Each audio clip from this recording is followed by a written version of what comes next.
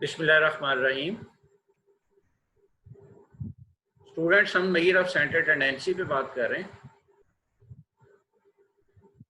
आज हमारा फोकस होगा मीडियन पे। पिछले लेक्चर में हम मीडियन पढ़ चुके और उसके साथ हम ये भी बात कर चुके कि अगर हम इंडिविजुअल आइटम से मीडियन कैलकुलेट करना चाहें तो उसका तरीका क्या होगा। आज हम बात करेंगे अगर हम डिस्क्रीट सीरीज से मीडियन कैलकुलेट करना चाहें तो उसका तरीका क्या होगा। मैंने क्वेश्चन लिया है, find out median quartile 2, quartile 1, quartile 3, percentile 54 from the following data। Median, quartile, decile, percentile मिलते जुलते कंसेप्ट्स हैं, लिहाजा हम इनको एक ही डेटा में सॉल्व करेंगे। हमारे पास जो डेटा हमें दिया गया है वो डिस्क्रीट सीरीज की शेप में है, जिसमें एक्स वैल्यूज हैं और उनके साथ हमें फ्रीक्वेंसीज दी गई है। एक्स वैल्यूज आपके सामने लिखी हुई हैं। एक्स वैल्यूज हैं 5, उसके बाद है 10, फिर 20, फिर 30, फिर 50, फिर 70 और फिर 100, और हर एक के साथ उनकी फ्रीक्वेंसी भी लिखी हुई है। 5 की फ्रीक्वेंसी हमारे पास 2 है, उसके बाद 10 की फ्रीक्वेंसी हमारे पास 7 है, फिर 20 की फ्रीक्वेंसी 12 है, 30 की फ्रीक्वेंसी 22 है, 50 की 27 है, 70 की 20 है और 100 की 15 है। फ्रीक्वेंसी का टोटल हमने खुद किया है 105। आप इसको इस तरह से अंडरस्टैंड कर सकते हैं कि मेरे पास एक क्लास थी जिसमें 105 स्टूडेंट्स थे। मैंने उनका एक एग्जाम लिया MCQs टाइप का। एक क्वेश्चन के मैंने 5 मार्क्स रखे, तो कुछ बच्चों के मार्क्स 5-5 आए, कुछ के 10-10 आए, कुछ के 20-20 एंड सो ऑन, और मैक्सिमम मार्क्स जो आए वो 100 आए। कितने बच्चे ऐसे थे, कितने स्टूडेंट्स ऐसे थे जिनमें से हर एक के नंबर 5 थे? वो तादाद हमारे पास 2 थी। 105 स्टूडेंट्स में से 2 स्टूडेंट ऐसे थे जिनमें से हर एक के नंबर 5 थे। 105 स्टूडेंट्स में से 7 स्टूडेंट ऐसे थे जिनमें से हर एक के 10 नंबर थे। 105 स्टूडेंट्स में से 12 स्टूडेंट ऐसे थे जिनमें से हर एक के 20 नंबर थे। 105 में से 22 स्टूडेंट ऐसे थे जिनमें से हर एक के 30 नंबर थे एंड सो ऑन, और 105 में से 15 स्टूडेंट्स ऐसे थे जिनमें से हर एक के 100 मार्क्स थे। अगर मैं आपसे कहूं कि इस डेटा में टोटल नंबर ऑफ ऑब्जर्वेशंस कितनी हैं, तो ये जहन में बिठा लें कि वो 3, 3, 6 और 1 7 नहीं है, बल्कि कितनी है, वो F का टोटल है 105। 105 ऑब्जर्वेशंस हैं ये। चूंकि डेटा को समराइज्ड फॉर्म में लिखा गया है इसलिए आपको ऐसा नजर आ रहा है। हकीकत में ये 105 स्टूडेंट्स के मार्क्स का डेटा है। तो अगर हम इंडिविजुअल उनके नंबर अलग-अलग करके लिखें तो ये एंट्रीज 105 बनेगी। डेटा का साइज 105 है। सो यहाँ पे n से मुराद समीशन f है। हम इस डेटा में से Q1, मीडियन, Q2, Q3 और परसेंटाइल 54 कैलकुलेट करना चाह रहे हैं। किस तरह से करेंगे जी? सबसे पहले आप मीडियन का फार्मूला लिखेंगे। मीडियन का फार्मूला है n+1 divided by 2 th value at the position n+1 divided by 2. Here n is 105. सो मैंने पुट किया 105, 105 प्लस 1 हो गया 106, उसको हम 2 पे डिवाइड करेंगे तो ये आया 53। ये आपने याद रखना है कि 53 is not median but it is location of the median. You can say it is house number of the median. हमने इन वैल्यूज को अरेंज्ड ऑर्डर में अगर लिखा होता तो हमने ट्रेस करना है कि 53 नंबर पे कौन सी वैल्यू आएगी। डिस्क्रीट सीरीज में इसको ट्रेस करने का सबसे आसान तरीका ये होता है कि आप क्युमुलेटिव फ्रीक्वेंसी बना लें। क्युमुलेटिव फ्रीक्वेंसी हम कैसे बनाते हैं? पहली फ्रीक्वेंसी को एज इट इज प्लेस कर देते हैं, 2 एज इट इज प्लेस हो गया। उसके बाद इस क्युमुलेटिव फ्रीक्वेंसी 2 में नेक्स्ट फ्रीक्वेंसी ऐड करके लिखते हैं, यानी 2 में क्या ऐड करेंगे? 7। 2 क्युमुलेटिव फ्रीक्वेंसी पहली वैल्यू की और 7 दूसरी वैल्यू की फ्रीक्वेंसी। 2 + 7 किया तो ये 9 आ गया।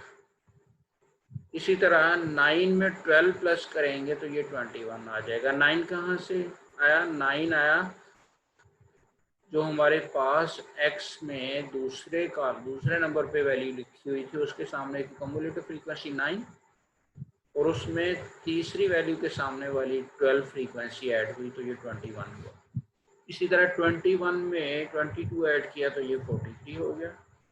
43 में 27 ऐड किया तो ये 70 बन गया। 70 में 20 ऐड किया तो ये 90 हुआ और 90 में 15 ऐड किया तो ये 105 हो गया। ये 105 जो हमारे पास क्युमुलेटिव फ्रीक्वेंसी वाली कॉलम की लास्ट एंट्री है, ये सम ऑफ फ्रीक्वेंसी के या समेशन एफ के या एन के बराबर होती है हमेशा।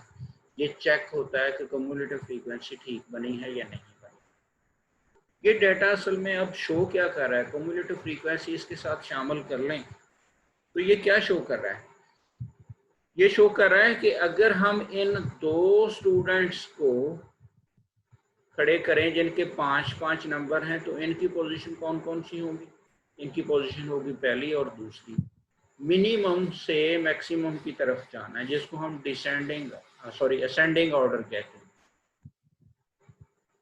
तो पहली 2 पोजीशन ले ली 5 नंबर लेने वाले बच्चों ने। तीसरी पोजीशन पे जो बच्चा खड़ा होगा उसके 10 नंबर होंगे और चूंकि 10 नंबर लेने वाले बच्चों की तादाद 7 है तो ये 7 जो स्टूडेंट्स खड़े होंगे इनकी पोजीशन होगी तीसरी, फिर चौथी, फिर 5वीं एंड सो ऑन। तो तीसरी से लेके 9 पोजीशन तक ये स्टूडेंट खड़े होंगे, यानी जो स्टूडेंट तीसरे नंबर पे खड़ा है उसके भी 10 नंबर हैं, जो चौथे पे खड़ा है उसके भी 10 नंबर हैं, 5वें पे भी 10, छठी पोजीशन पे 10, 7वीं पे 10, 8वीं पे 10, 9वीं पे 10। 9वीं के बाद पोजीशन आ जाएगी 10वीं। 10वीं पोजीशन पे जो बच्चा खड़ा होगा उसके नंबर 20 होंगे। 20 नंबर लेने वाले बच्चों की तादाद हमारे पास 12 है। सो ये 12 लोग कौन कौन सी पोजीशन पे खड़े होंगे? ये 10वीं पोजीशन से शुरू होंगे और 21 पोजीशन तक जाएंगे। 22 पोजीशन किस बच्चे की होगी? 22 पोजीशन उस बच्चे की होगी जिसके 30 नंबर है। 22 पोजीशन से लेके 43 पोजीशन तक हर बच्चे के 30 नंबर होंगे और 43 पोजीशन वाले के तो हो गए 30। उसके बाद पोजीशन आएगी 44। तो 44 पोजीशन पे जो बच्चा खड़ा होगा उसके नंबर कितने हो जाएंगे? उसके नंबर 50 होंगे। 50 नंबर लेने वाले बच्चे 44 पोजीशन से शुरू होंगे तो कहां तक खड़े होंगे? 70 पोजीशन तक। 71 पोजीशन पे जो बच्चा खड़ा होगा उसके 70 नंबर होंगे। 71 पोजीशन वाले के भी 70, 72 पोजीशन वाले के भी 70, 73 पोजीशन वाले के भी 70 एंड सो ऑन।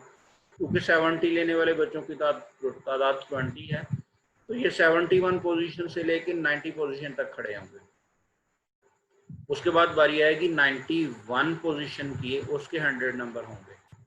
100 नंबर लेने वाले बच्चों की तादाद चूँकि 15 है, सो इन 15 को जब हम खड़े करेंगे तो 91 से लेके 105 पोजीशन तक ये बच्चे खड़े होंगे। यानी 91 से लेके 105 पोजीशन तक जितने बच्चे खड़े होंगे हर एक के नंबर 100 होंगे। हम देखना चाह रहे हैं जो बच्चा 53 नंबर पे खड़ा है, मीडियन कह रहा है कि 53 पोजीशन पे लोकेट कर लें। 53 पोजीशन को कम्युलेटिव फ्रीक्वेंसी में हम अगर देखें तो वो 50 नंबर वाला बच्चा होगा। वजह उसकी क्या? 43 पोजीशन पे जो बच्चा खड़ा है उसके नंबर है 30। उसके बाद 44 पोजीशन पे जो खड़ा होगा उसके नंबर हो जाएंगे 50। तो 44 से लेके 70 पोजीशन तक जितने बच्चे खड़े हैं हर एक के नंबर 50 है, तो 53 इस रेंज में आता है। लिहाजा 53 नंबर पे आने वाली वैल्यू हमारी हुई 50। ये वाला 50 हमारा आंसर है। आपने ये चीज़ जहन में बिठानी है कि 53 हमारा आंसर नहीं है, बल्कि असेंडिंग ऑर्डर में 53 पोजीशन पे जो वैल्यू होगी वो मीडियन है, वो हमारा मीडियन आ गया जी 50। हम बात करते हैं क्वार्टाइल 1 की। क्वार्टाइल 1 आप जानते हैं डेटा के 2 हिस्से करता है इस अंदाज के साथ कि 25% वैल्यूज उससे नीचे होती हैं और 75% वैल्यूज उससे ऊपर होती हैं। तो Q1 का फार्मूला इस एतबार से बना है n+1 divided by 4th value. हमारे पास n105 था, हमने वो वैल्यू पुट की तो हमें ये मिला 26.6 position. Value at the position 26.6। Remember 26.6 is not answer of Q1 but it is the location of Q1। तो हम उसी तरह से जैसे हमने मीडियन को ट्रेस किया था 26.6 पोजीशन पे ट्रेस करेंगे कौन सी वैल्यू बनती है। तो आ जाए कम्युलेटिव फ्रीक्वेंसी वाले कॉलम में। 20 पोजीशन ऑक्युपाई कर ली उस बच्चे ने जिसके नंबर 20 थे। 20 नंबर लेने वाले बच्चों की तादाद थी 12। इन्होंने कौन कौन सी पोजीशन ली थी? इन्होंने पोजीशन ली थी 10 से लेके 21। 22 पोजीशन पे जो बच्चा खड़ा होगा उसके 30 नंबर होंगे। 23 पे जो खड़ा होगा उसके भी 30, 24 पे भी 30, 25 पे भी 30, 26 पे भी 30, 27 पे भी 30। कहाँ तक 30 होंगे? 43 पोजीशन तक सबके 30 होंगे। 26.6 इसी रेंज में आता है। सो Q1 का आंसर हमारे पास 30 हुआ। याद रखिए ना तो Q1 का आंसर 43 है ना ही Q1 का आंसर है 26.6। 26.6 उसकी लोकेशन थी जबकि 43 कम्युलेटिव फ्रीक्वेंसी है। हमने वो वैल्यू बतानी है जो Q1 कहलाएगी। तो Q1 का आंसर हमारे पास 30 आ गया।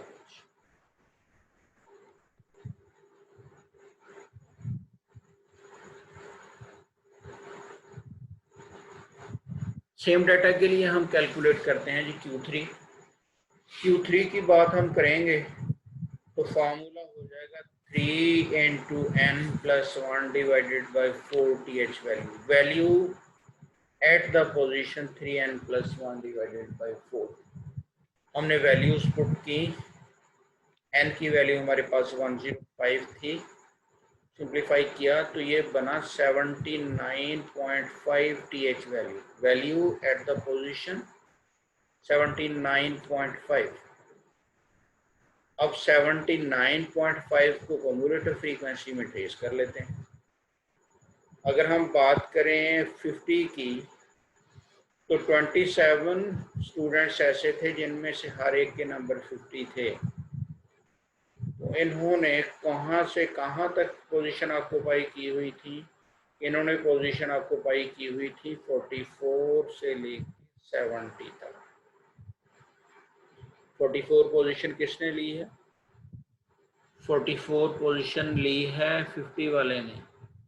44 45 पे भी 50 वाला है, 46 पे भी 50 वाला है, एंड सो ऑन। कहाँ तक 50 वाले हैं? 70 तक। इसका मतलब है 71 पे जो है उसके नंबर कितने हैं? 70। 72 वाले के भी 70, 73 वाले के भी 70। कहाँ तक 70?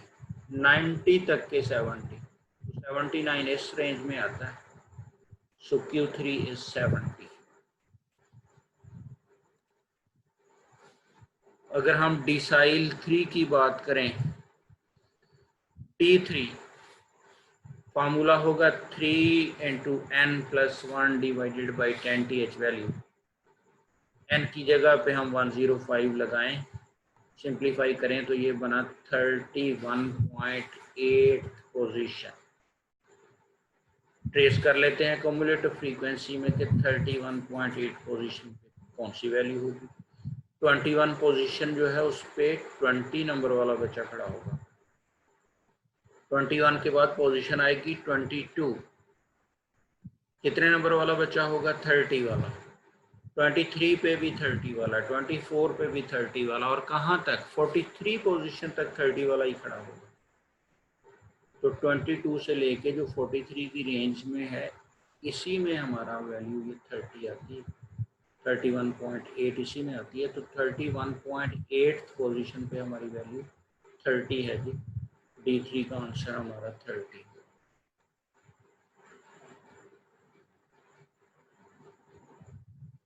इसके बाद हम बात करते हैं परसेंटाइल 54 की। परसेंटाइल 54 या P54 जिसे हम कहते हैं, इसका फार्मूला होगा 54 multiplied by n plus 1 divided by 100 TH value. हम n की जगह पे उसकी वैल्यू लगाएंगे तो ये हमारे पास हो गया 54 मल्टीप्लाइड बाई 106 डिवाइडेड बाई 100। इसको हमने सिंप्लीफाई किया तो ये हमारे पास आया 57.25 TH value at the position 57.25। तो 57.25 को कम्युलेटिव फ्रीक्वेंसी में हमने ट्रेस करना है। आ जाए जी कम्युलेटिव फ्रीक्वेंसी वाले कॉलम में।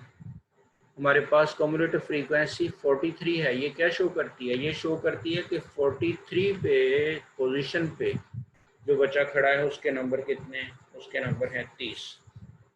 43 के बाद 44 पोजीशन आएगी, उसके कितने नंबर होंगे? उसके नंबर 50 होंगे। 45 वाले के कितने नंबर होंगे? उसके भी 50 होंगे। 46 वाले के भी 50 होंगे। और कहाँ तक जाएगी ये लिमिट? ये 44 से लेके 70 तक जितने लोग खड़े हैं उनमें से हर एक के नंबर 50 हैं, तो 57.25 इसी रेंज में आता है। लिहाजा Q3 का आंसर हमें मिला 50।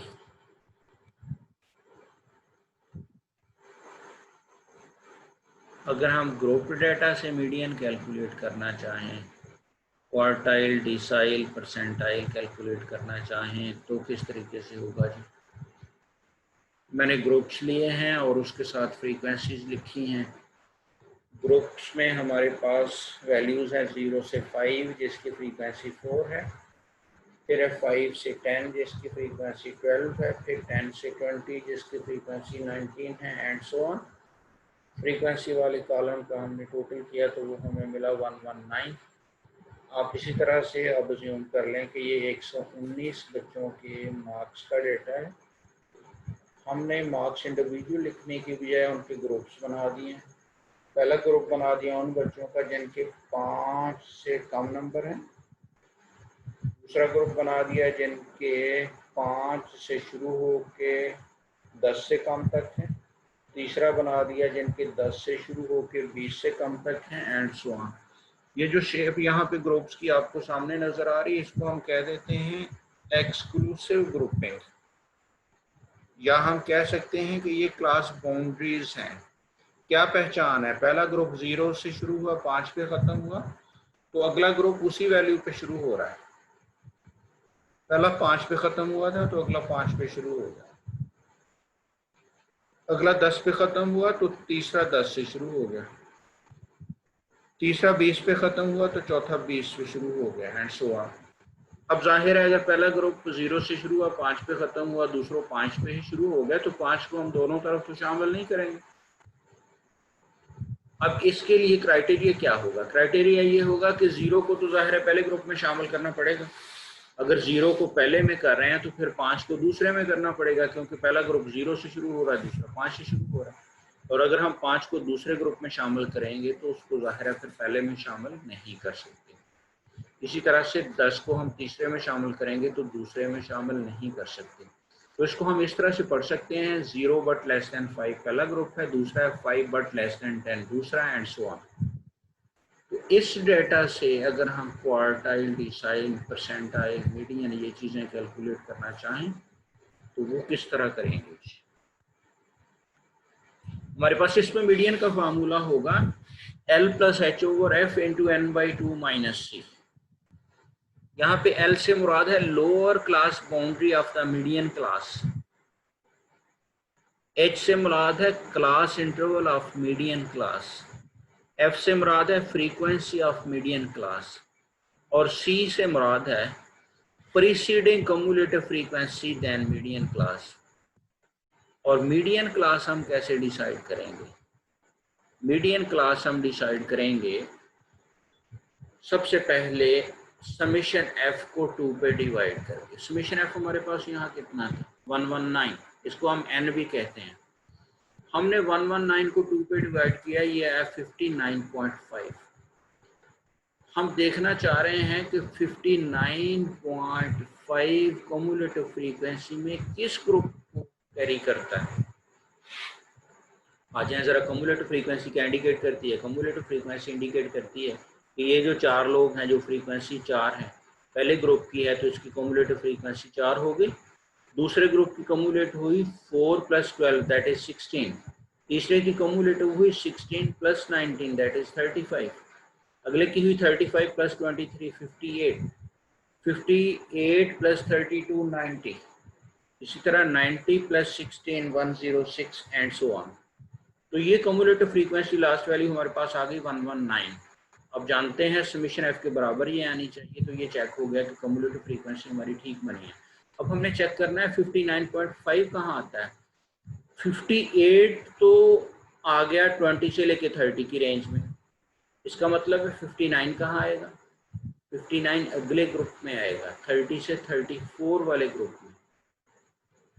30 से 34 वाला जो ग्रुप है उसकी पोजीशन बनेगी 59, फिर 60, फिर 61 एंड सो ऑन। और कहाँ तक बनेंगी? ये 90 तक बनेंगी, क्योंकि ये 32 लोग हैं, 32 लोग हैं जो इस ग्रुप में फॉल करते हैं। तो 59.5 चूँकि इस रेंज में आता है तो हमारी ये मीडियन क्लास हो गई जी 30 से लेके 40 वाली जो क्लास है, 30 से लेके 40 वाला जो ग्रुप है इसको हम कहेंगे मीडियन ग्रुप या मीडियन क्लास।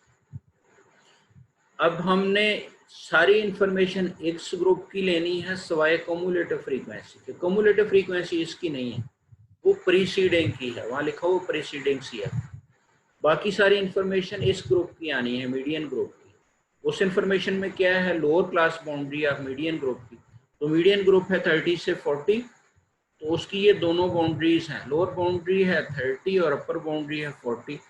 तो L यानी lower class boundary of median group की जगह पे हमने 30 प्लेस कर दिया जी, ये वैल्यू 30 आ गई। प्लस का साइन है और उसके बाद है H, और H क्या है? Class interval of median group. ये मीडियन ग्रुप है 30 से 40, तो उसका हम क्लास इंटरवल कैसे लेते हैं? अपर क्लास बाउंड्री में से लोअर क्लास बाउंड्री माइनस कर देते हैं। अपर क्लास बाउंड्री है 40, लोअर है 30, 40 माइनस 30 इज 10, तो हमने H की जगह पे यहाँ पे 10 प्लेस कर दिया। उसके बाद है F। F कहाँ से उठानी है? F हमारे पास है मीडियन ग्रुप की फ्रीक्वेंसी।